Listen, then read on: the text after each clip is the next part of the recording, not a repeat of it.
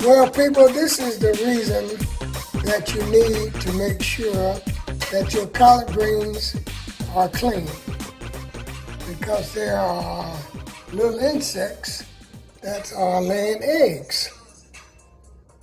So watch what you're doing. Yeah, those are the eggs there. These are the eggs. And they're coming alive And they are hatching, yeah. Since we've been in the house and it's warm. This is why you need to really wash your collards and not just shake them in the water and peel them off. Okay, Fran, what you doing now? I'm washing these greens, but I want to really emphasize the importance of looking at each leaf. You pick each leaf up and you look at it and you look, because it's not just sand and dirt that you're washing off. You're washing off spiders. And spiders have their little cocoons on the usually on the underside of the leaf. And if you don't look at each leaf, you won't see it.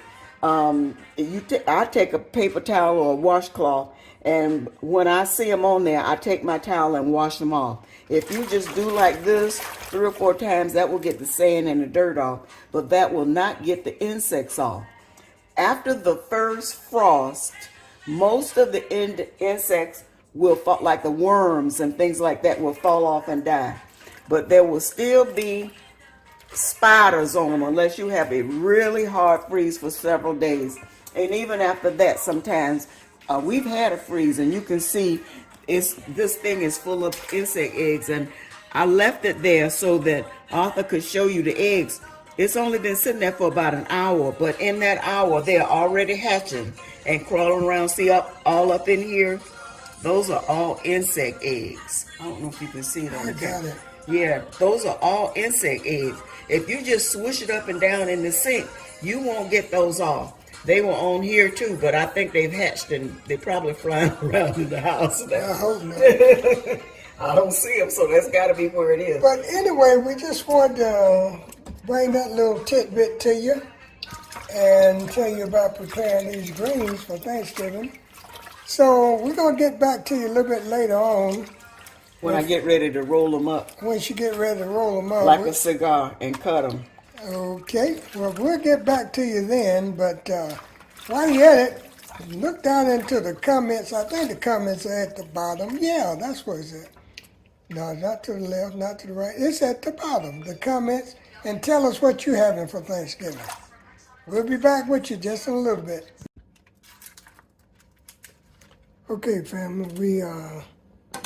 Fran is doing the other part of the process of the collards. Okay. After you wash them, most people say wash them at least 3 or 4 times. But I say wash them until when you feel the bottom of the sink, you feel no sand. If you feel sand, I don't care how many times you've washed them, you need to wash them again. I roll them up. I take the bigger leaves and I put the smaller leaves inside, all going in the same direction.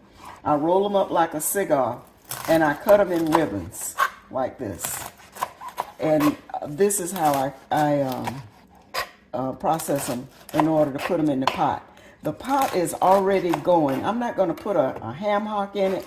What I did was I took one of those ham hocks that I got from Honey Baked Ham, that they just sell the ham bone, and I boiled it all day until you could literally crumble the bone up with your hand. It turned to gelatin.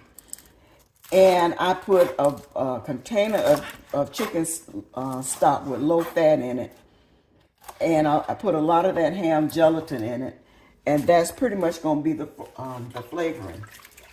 I did cut up an onion and fried it in some bacon fat, just a little bit of bacon fat. And that's basically the seasoning. The ham stock, the chicken stock. In fact, the chicken stock came out of a carton with low sodium in it. And I just put that in the pot. It's already over there boiling. And when I get these collards cut up, I'm going to put them in the pot. And I'm going to cook them until they are tender to my liking. Some people like them a little firmer than others.